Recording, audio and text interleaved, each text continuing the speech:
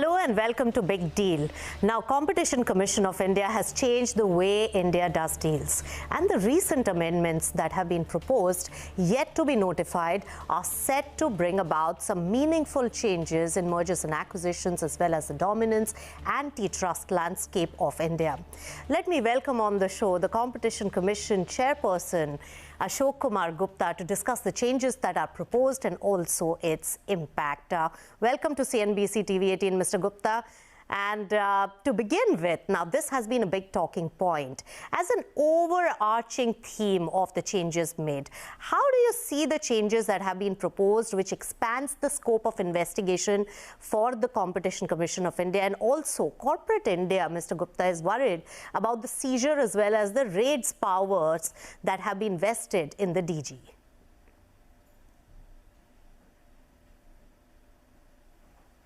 See, first of all, let me thank you, Nisha, for inviting me to the show.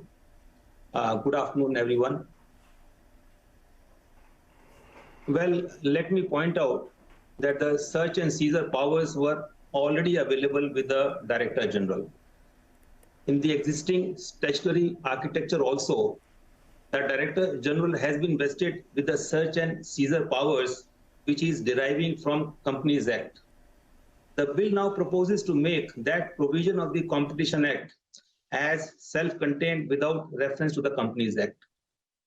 I see no reason for any worry on this account. Let me also point out that search and seizure operations would be carried out only with the authorization of the Chief Metropolitan Magistrate, as is provided even now.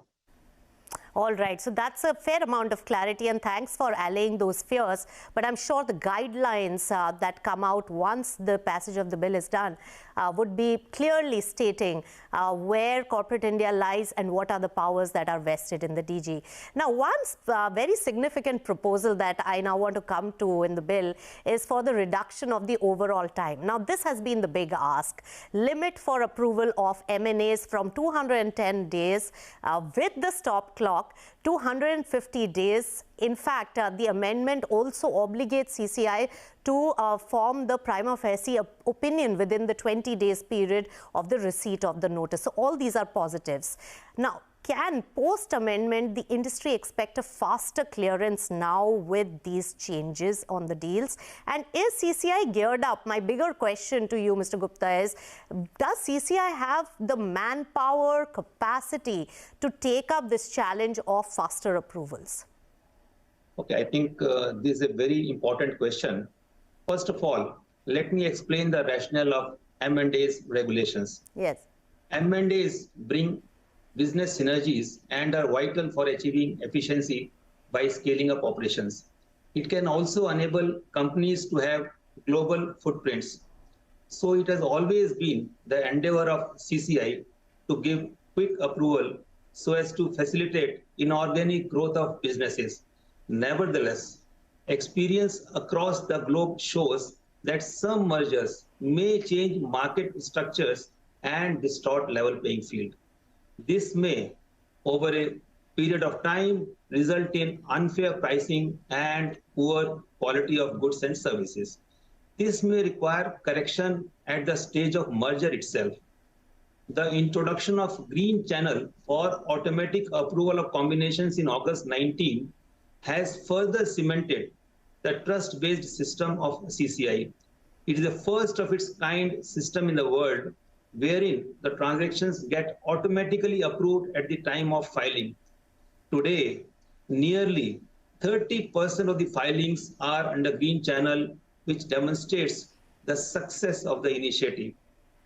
CCI has always facilitated quick approval of M&As. Right. The average number of days to approve M&As has already come down to 17 working days only, primarily because we trust the information filed by parties. Since the timelines have been compressed, we will continue this trust-based regime with an underlying assumption that parties would reciprocate by providing full and true disclosures in a timely manner. At the same time, making of false statement or suppressing information will now attract aggravated penalties as proposed in the bill, apart from other consequences. Yes. So I'm glad you mentioned penalties, and we'll come to that in a bit once you have clarified the several changes. But Mr. Gupta, I must say that I've spoken to several experts working on with CCI closely, and they said that, you know, these kind of timelines may lead to more invalidation of the filings and lead to refilings, or else may also lead to lapse into approvals. So that is the a viewpoint that I'm getting, but we'll have to see how it really manifests. Now, another important aspect which also expands the gamut of CCI's approach and scope is the bill proposing the introduction of deal value threshold, Mr. Gupta, of 2,000 crore rupees, which is very small. As an additional criteria, you've put this for notifying the M&As to CCI for approval, and if the target has significant business operations in India. Now, what was the gap under the extant regime of thresholds under asset turnover, which you think this one is seeking to fill, now this expanded scope of deal value? And is it also aimed at the tech digital sector, especially the killer acquisitions that we are seeing? US has spoken a lot about it in the antitrust regime. And this big tech killer acquisition, is it specifically for that? And how will this really work? Nisha, let me at the outset clarify that the division is sector agnostic and not specifically directed at acquisitions taking place in digital ecosystem. However, in new age markets, factors such as users, data, growth, and network effect have become means of gaining significant market position. It means valuation is dependent on these factors and not on assets or turnover. Therefore, entities operating a successful business model in new age economy command significant valuation with insignificant assets and turnover. Presently, jurisdiction of CCI is limited to M&A transactions that meet the asset turnover threshold specified in the law. So some transactions which may cause competition concern may not get captured in the existing framework. Thus, a regulatory gap was observed in the regime, which necessitated introduction of an additional notification criteria such as deal value. Germany and Austria, through legislative changes, have introduced new transaction value thresholds into their merger control regimes. US already had it. That's right. So killer acquisition has been a big talking point there as well, and we'll wait to see that. But Mr. Gupta, what about the local nexus? How do you define local nexus? There is a lot of ambiguity regarding that. If you can give some clarity on that. See, this is the crux of this particular provision, and we have to define it very, very carefully. Not all deals valuing 2,000 crores or more need to be notified to the CCI. I think impression is that all the deals will be notified. No, all deals need not be notified which are about 2,000 crores. Hence the importance of local nexus criteria. I'll compare it with something like de minimis. It is meant to exclude M&A transactions where the target exclusively operates abroad or has limited business operations in India. Since in new age markets, assets and turnover do not reflect correct market valuation of the target, which is dependent on the possession of intangibles such as data, network effect, users, source of supply, etc. Local nexus criteria for the purpose of the deal value threshold should also be based on factors that affect valuation of an entity in new age markets. These criteria would largely be based on market-facing factors such as number of users, number of contracts, aggregate amount of payment received, etc. And we have to work out regulations to define these parameters. Local nexus criteria would be provided through regulations framed by CCI. This is important as CCI will have to dynamically respond to changing market conditions. Why I am saying they should be defined by regulations, because we have also to be dynamically responding to the changing market conditions. It cannot be frozen in time.